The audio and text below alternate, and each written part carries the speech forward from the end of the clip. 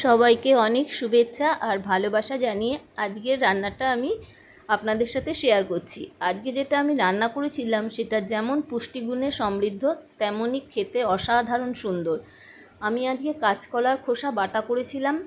কাঁচকলাটা ভালো করে ধুয়ে পরিষ্কার করে নিয়েছি। আমি এখানে দুটো কাঁচকলা নিয়েছি, নিয়ে মুখগুলোকে এরকম ফেলে দেব, মাঝখান থেকে কেটে নেব, তারপর খোসাগুলো আমি ছাড়িয়ে নেব। আমরা সাধারণত কাঁচকলার খোসাটা ফেলেই দিই, কিন্তু ফেলে না দিয়ে যদি কাঁচকলার খোসাটা এইভাবে বাটা করেন তাহলে এটা দিয়ে শুধু আপনার ভাত খাওয়া হয়ে যাবে। এইভাবে আমি কাঁচকলার খোসাগুলোকে ছাড়িয়ে নিচ্ছি। কাঁচকলার খোসাগুলোকে ছাড়িয়ে নিয়ে কাঁচকলাগুলো আমি রেখে দেবো, সেটা দিয়ে আমি শুক্তো বা ভাজা করে নেব। আর কাঁচকলার খোসাটা দিয়ে আমি করব অসাধারণ একটা রেসিপি। প্রথমে আমি কড়ার মধ্যে একটু কালো জিরে আর শুকনো লঙ্কা নিয়ে নিলাম। এটা অনেক পুরনো দিনের রেসিপি, কিন্তু পুষ্টিগুণে সমৃদ্ধ আর খেতে অসাধারণ স্বাদ। শুকনো লঙ্কা আর কালো জিরেটা শুকনো খোলায় একটু নেড়ে নেব। নিয়ে আমি এটা আমি শিলনোড়ায় ভালো করে গুঁড়ো করে নেব। শিলনোড়ার মধ্যে ঢেলে নিলাম। দিয়ে আপনারা যদি বেশি ঝাল খেতে পছন্দ করেন তাহলে 2-3টে শুকনো লঙ্কা দেবেন। আমি এখানে একটা নিয়েছি, আপনারা বেশি ঝাল খেতে চাইলে 3-4টে নিতে পারেন। দিয়ে ভালো করে আমি শিলনোড়ায় এরকম গুঁড়ো করে নেব। খুব সুন্দর একটা মিষ্টি গন্ধ বেরোচ্ছে। শুকনো লঙ্কা আর কালো জিরে শুকনো খোলায় নেড়ে নিয়েছি, সেটার একটা খুব সুন্দর গন্ধ বেরোচ্ছে। এবারে যে কাঁচকলার খোসাটা আমি কেটে রেখেছিলাম সেটা প্রেসার কুকারে একটা সিটি দিয়ে একটু ভাপিয়ে নেব।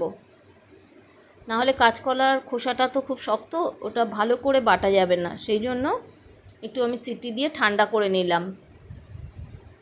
ঠান্ডা করে আমি মিক্সিং জারের মধ্যে দিয়ে দিলাম।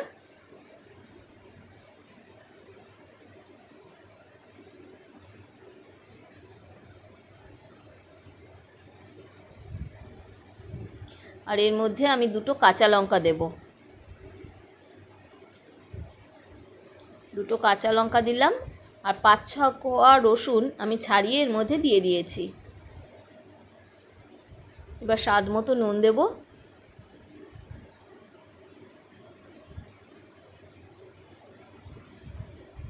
তারপর কাঁচকলা খোসাটা আমি বেটে নেব। আর কড়ার মধ্যে একটু সর্ষের তেল দিলাম আর একটু কালো জিরে ফোড়ন দিলাম। দেওয়ার পর এই কাঁচকলার খোসা যেটা বেটে রেখেছি রসুন আর কাঁচা লঙ্কা দিয়ে সেটা এর মধ্যে দিয়ে দিলাম। এক্সট্রা আর কিছু এর মধ্যে দিতে হবে না, কারণ বাটার সময় আমি নুন, কাঁচা লঙ্কা আর রসুন এর মধ্যে দিয়ে দিয়েছি। এটা শুধু ভালো করে নেড়ে চেড়ে একদম শুকনো করতে হবে। খুব ভালো করে অনেকক্ষণ ধরে নাড়তে হবে। আর গ্যাসটা আমি খুব সিম করে রেখেছি, কারণ পুষ্টিগুণটা তাহলে ঠিকঠাক থাকবে। বেশি জোর দিলে পুষ্টিগুণ নষ্ট হয়ে যাবে। এবার যে শুকনো লঙ্কা আর কালো জিরেটা আমি শিলে বেটে রেখেছিলাম সেটা ওপর থেকে দিয়ে দিলাম। দিয়ে আরও একটু নাড়াচাড়া করে একদম শুকনো করে নেব।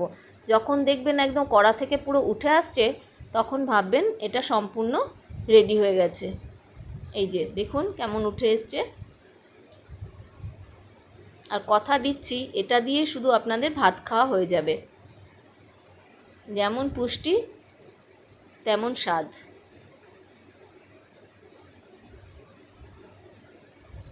উপর থেকে একটু কাঁচা সর্ষের তেল আমি ছড়িয়ে দিয়েছি।